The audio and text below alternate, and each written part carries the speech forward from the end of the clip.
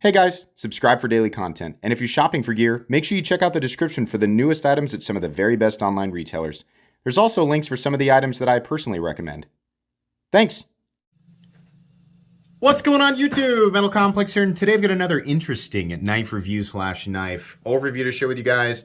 This is the Urban EDC Supply and Trevor Burger LC. It was originally called the FXC or something like that, but they changed the name on it. This is actually a pre-production sample. As far as I understand, it is extremely similar, if not exactly the same as the ones that will be available. This is a pre-order right now. When you guys see it, you'll be able to pre-order this knife if you want to. I'll link it right down in the description so you can check it out. There's a couple different versions. They're all titanium frame locks. You can get full titanium. You can get micarta and titanium. You can get black titanium with a micarta inlay and titanium on the other side. There's a couple different ones there. And then we are also looking at an M390 blade. Just to be clear, this is a pre-production knife, so that's what I am reviewing right now. Thanks so much to Urban EDC Supply for loaning this to me for review. This will go back to Urban EDC Supply as soon as I am done reviewing it here. Thanks to my patrons who are supporting me, and please make sure to follow me on Instagram at metal_complex. Let's go ahead and measure this guy. Overall length of the LC coming in at about 6.75 inches. Overall blade length is coming in actually under 3 inches. Now it's close, so it depends on who's measuring it, but under 3 inches by my measurement. And then your cutting edge is coming in at about 2.8. Nice smaller size knife. Let's go ahead and do just a couple of size comparisons up against the Ontario Rat Model 1 and the Ontario Rat Model 2. It is actually smaller still than the Rat 2, though I will point out that the cutting edge is almost exactly the same. How about up against the Spyderco Para 3? There we go. And then finally, last but not least, the Benchmade Bug Out, which this is definitely shorter than. It is, humorously, actually a little bit thicker. How's the action? The action's pretty good. I honestly do not know who the OEM is. There are a lot of mysterious Chinese OEMs out there that are doing extremely high quality work. A lot of them might end up being the same people and we just don't know. I honestly don't know. It's good. It's very similar to what I would expect from whoever does, Kubi's work on the higher end, Bestech, QSP, right? It's all in the same, it's in the same ballpark, right? There's probably some other ones. I just honestly don't know. These are made in China, but if you're not familiar with the ultra high-end, Chinese production knife world, this is quite a bit different than your average Chinese junker that you can find, wherever at a flea market or a mall or something. No, this is legitimately very high quality. It's got a high price tag to come with it, but fairly well deserving price tag. We're going to talk more about that. The action's very good. It's a little bit tight right out of the gate, but there's no area in the pivot where it feels like it's kind of lumping and bumping around or grinding through or anything like that. It's a front flipper, and it does that well, but it's a dedicated front flipper, so just keep that in mind.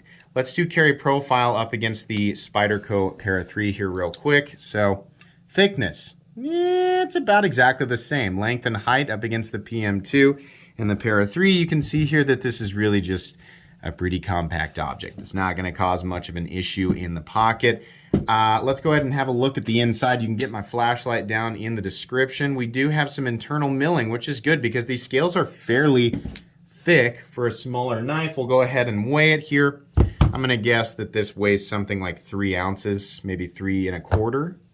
Oh, less than that, 2.79 ounces, which means the ratios in this guy are better than perfect. It's less than 1 ounce an inch as far as blade to overall weight ratio, so that's good for people who care about that. I don't really, but I know a lot of people do. Let's go ahead and do a hardware check and get my tools. My hardware. You can get my tools down in the description, in the section that talks about the tools I use on this channel. It has my watches and stuff like that in there as well. T8 on that pivot, T8 on that lock bar insert screw. We got T8 here, On the 2 body screws, you'll notice that these 2 screws go all the way through and into the titanium on the other side. I love that. I love that. There's just 2 screws. Then we got a couple of hidden screws underneath here. I'm going to guess those are T8 as well. Maybe they're T6. I don't really know. In any case, this is an incredibly simple construction. Very nice work. It's all the same head size. T8. Perfect. That's how freaking every knife should be. Very good. Very much like this knife. As far as the hardware goes. All right, let's go ahead and do blade stock thickness. I'm going to guess that's probably about 120 thousandths, but it's just become like a game for me to guess. And I just cannot find any zone of accuracy, any consistency. Oh, we're close, 124. It's probably 125 thousandths, so Ritter Hogue territory, right? Okay, let's go ahead and talk about the meat and potatoes here. So, this is a very clean, classic-looking knife. And yes, we got a lot of these. We got a lot of straightforward, minimalistic, sort of small, lightweight, compact knives that are just sort of EDC, it's just like the quintessential EDC knife. And this knife does it well, right? There's nothing I'm going to say this, there is nothing spectacular going on here. It's a nice knife all the way around. The ergonomic lines are good. Something that I appreciate is for how compact it is, you really can get, if your hands are like mine, I wear an XL glove. Most guys watching, we probably all wear about the same glove size. I know there's some guys out there, if you have monster, like truly large hands, I say this all the time, really large hands are XXL glove size or higher, right? Us sitting in XL glove size territory, nah. Sorry, boys and gals, our hands really aren't that big. I don't know what it is with glove sizes, but they just make you feel, they just make you feel like your hands are big. That's not really the case. Anybody with my hand size or smaller is going to be able to get a full purchase on this guy, which is nice. And it's a comfortable purchase. And the pocket clip, thank goodness, hallelujah, they weren't like, oh, let's put this gigantic freaking crazy clip on it. No, a nice normal sized Trevor Berger, who is a human being with a functioning brain, was like, no, we don't need a gigantic, big, long, stupid clip on this thing. We can have an appropriately sized clip, and we can do it 3D milled, and we can have the appropriate ramp on there, and we can make it wide enough that when we round it, it's not sharp, right? This is a great clip. The reason that I'm being sarcastic here is because this is nothing special of a clip. It's just, it should be obvious. And Mr. Berger clearly knows, like, yeah, you just don't do anything freaking weird with the clip. Make it follow the lines and don't make it this big, gigantic thing, and it'll work. And perfect. Perfect. Thank you. This is, yes, clip. Thank you. Good clip. Very good. I'm joking around because it's amazing to me how many other companies just cannot figure that. So when we're designing this clip, I'm thinking tiny Ferris wheel. Is that ergonomic? Yeah. People like to squeeze things like pine cones and pineapples and tiny Ferris wheels and tiny boat anchors, right? That feels good on your hand while you're using it. Yeah, go ahead. Slap that on there. That's fine. Oh, and make it 2.5 times bigger than it needs to be. Anyways, what am I doing? I'm passionate about pocket clips. All right. So anyways, guys at Urban EDC are like, oh my God, why did we send him this? He's saying nice things, but he's crazy. All right. Anyways, hardware looks good. Seating in the hardware is good. Fit and finish all the way around is very good. Edges nicely chamfered down. I would have appreciated some contouring, and I got to be honest with you, I really would have appreciated a pattern here. Urban EDC Supply has this really cool Sagai pattern that they do on some of their exclusives, and I really think this was a missed opportunity to have that pattern on there. I do appreciate the minimalistic look, to some extent, but this is just a gigantic open canvas for something to be happening. Whether we do a partial, like just an area in here where they mill out a section, and then within that area, they do a little bit of texturing, that would have been really nice. And I understand that that does add cost, but this otherwise has very little personality. And I think that was the goal, to make the knife just be kind of a, hey, this is just a straightforward, so it's really just for the person who's carrying it. But there's not a lot to look at here. This is very open and blank. And I understand so is the blade, right? But this missed opportunity for some more.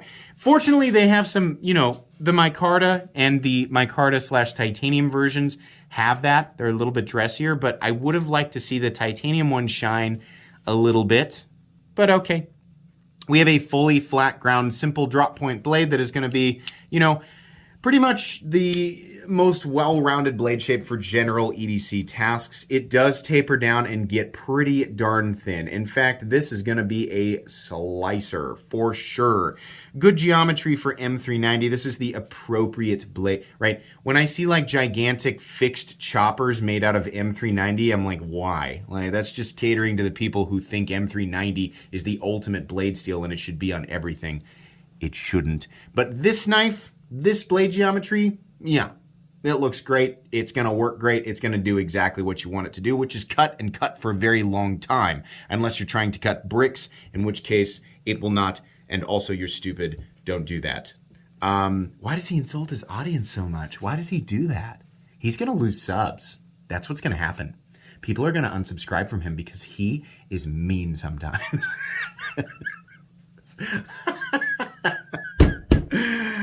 Oh boy, I love you guys. The people who have been watching and just sort of absorbed my sense of humor over the years, I really appreciate interacting with you guys in the comments. You're the best. All right, so anyways, there's nothing on the blade. This is the, you know, where it's very obvious that they're going for just pure minimalist aesthetic, right? Real classy, real dressy. It's the type of thing that will complement a nice, or not even a nice suit, maybe a budget suit, right? It'll complement it well. It's kind of one of those things that you can lay down and, you know, have beside your, oh yes, what shall we be taking to dinner tonight, Susan? I think maybe the pen, the knife, and yes, perhaps my watch, and maybe I'll throw a pry bar in there, and maybe a flashlight, and sure, why not? Damascus screwdriver, yes, and we'll also, of course, bring the Leatherman. No, but, you know, yeah, sure. You know, if you're going to go to a nice dinner, I'm joking around. You're going to go to a dinner or something like that, you're going to throw together a nice little classy little EDC setup there. Then you got, did I just spit on my watch? Sorry. What were we talking about? Classy things? Yeah, so here you go, right? Good looking setup. Remember when every picture on Instagram was just that? Your pen, your watch, your knife, your pry bar. But yeah, this will go with that really well. And there's nothing on the blade, which I very much appreciate. Billboarding on the blade is completely and totally unnecessary. It's nice that they just were like, nope. You know, a decade into the future, somebody's going to pick this up and go, I have no idea who made this. And they were like, you know, Trevor Berger and Urban EDC Supply were like, we don't care. We're going for a specific aesthetic. And I think that's cool. I respect that. This does look nice. I like it. There's jimping back here, but why? Why does it stop right here? This is not, I want it to be kind of maybe out to here a little bit or nothing at all. It's weird that it's right here and it's so flush you can barely get traction on it, but you know, okay. All right. Not really hurting anything. Engagement or access to the lock bar is plentiful because it is cut a little bit higher over here. They also carve it out. Wish they'd have carved it out on this side too, but they didn't. And you know what? It works just fine, so I can't really complain. There is a lanyard bar thing, lanyard hole, sorry, for lanyards. So that, you know, all 7 of those people are going to be super happy. And then, like I said, the angle, position of the pocket clip and the angle is very good. Carry depth is very good. That's about where it's going to be carrying. Very nice. Steel lock bar, doubling as the over travel stop, which is pretty much what we expect. We have a stop pin that is located back here, and no shouldering, but it's fine. It doesn't need that. No blade play, up, down, left to right. No lock stick, no pivot lash, and a nice, reasonable detent with perfect centering. So a couple of things here. This knife is great. I mean, it's going to do exactly what you expect it to do. It's designed well. It's manufactured well. It's using the appropriate materials, and the blade geometry is appropriate for the composition that's used. Yeah, it's great. This titanium version, we definitely should have had something in this big open blank area right here. Also, I would really like to see, like I saw the micarta ones, so it's like, oh cool, they do like a steel or titanium liner lock version of this. No, it's just the front. So I looked at the price, $289 for this guy. Now, you know, ask me a year or two ago and I'd have been like, that's really high. And I still kind of say that sometimes. It's hard for me though, because the price of everything is going up. When I look at this, I think, 220, 230, 240, but it's because my mindset is still pre-insane inflation, right?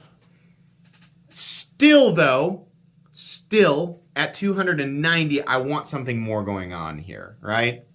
The nicest looking one is the one that is the blackened titanium with the micarta inlay. That's the one where you're going to get the most sort of personality kind of value out of. I wish they had done a liner lock version of this, like an inset liner lock version, and charged less money for it. Like do a 190 version with micarta and make it a countersunk liner lock or something like that. That would have been really cool, but they didn't. So at $290, it's not the most offensive thing that I have ever seen by a long shot. It just feels a bit high. This is a nice knife. It certainly will, you know, this is one of those like sort of generic designs that will appeal to a lot of people. Like you could, pretty much anybody could find, you know, a way to carry this and be comfortable, right, on multiple occasions.